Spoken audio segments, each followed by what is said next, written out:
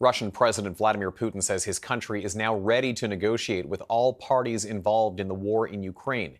Putin told Russian state TV that Russia is ready to negotiate what he calls acceptable solutions, but he said that Ukraine and its Western backers are the ones refusing to come to the table. Joining us now is Mark Savchuk, a member of the Ukrainian Volunteer Journalist Initiative. Mark, it's good to have you with us again. Thanks for making some time. Thank you. Putin's statement that Russia is ready to negotiate, I mean, from what you can tell, how seriously is this being taken? Obviously not at all, because we know that every single time Putin says that he wants to negotiate, actually he's piling up weapons, training people, and getting ready for another round of military fighting, which is, for Ukraine, this is very obvious now. You don't need to listen to what he says. You need to look at what he does. And what he did recently is visit all major military factories and said, literally, the money is not an issue. I'm paraphrasing, by the way.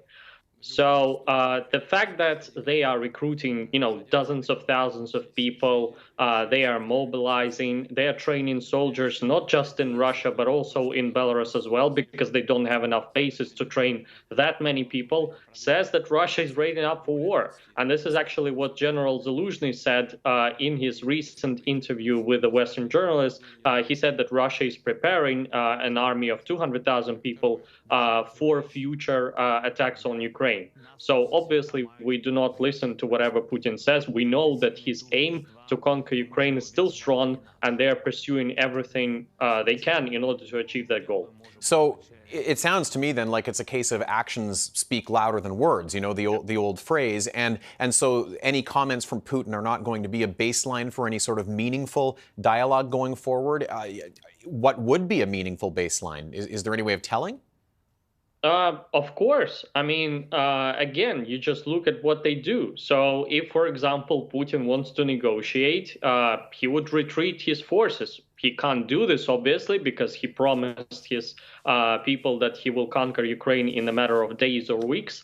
And now he sort of trapped himself in this war. He can't really back down from it. But what Ukraine is saying is that, look, guys, Russia right now is an absolute military dictatorship. Putin can do whatever he wants, especially people in Russia just want to be left alone. About 20% of Russia is very aggressively into the war. That's why you don't see any uprisings or big meetings to contradict the mobilization, because actually a lot of the people support this war. But actually, he can force whatever decisions he wants. As with mobilization, he's just said, like, let's go, and people went to war. So if they are serious about negotiations, they would just leave Ukraine, and then we would start talking. So if those are empty words, Mark, is there anything at all on the diplomatic front that could move the needle here? I mean, I know what you're saying about, Russia needs to stop the military activity. Is there anything else that can change the environment? You see, the thing is, once the war has started, it sort of it erased all the diplomatic and any kind of diplomacy that we had since 2014. So people of Ukraine right now are suffering and sacrificing a huge amount. And we do this because we know what's at stake. We're not just defending ourselves. We have an absolute aim to retake all the land that is currently occupied by Russia. And we see absolutely no reason to stop. This is our land. Our people are there. They are currently held hostage by the Russians.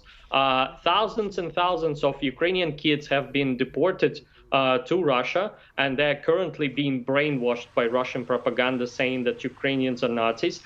We really honestly think that to start talking about peace is not only betraying these people, but is also the most stupid thing to do. Because what Russia will do is use the time of peace negotiations in order to prepare for the next round of fighting. Simply put, because Putin is absolutely focused on one thing only, to capture all of Ukraine. that is what we see he's doing. So he's spending billions and billions of dollars. I think the next year's budget for the military is $100 billion, which put it awfully close to the second point in the world, to second country in the world in terms of military spending. And they have already mobilized 300,000 people and they still continue mobilizing. So, of course, Ukraine sees all that, and the only correct path forward is to continue fighting and destroying Russian military, because destruction of Russian military equals to long-lasting peace with Ukraine.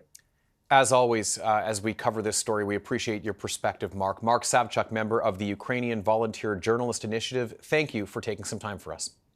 Thank you.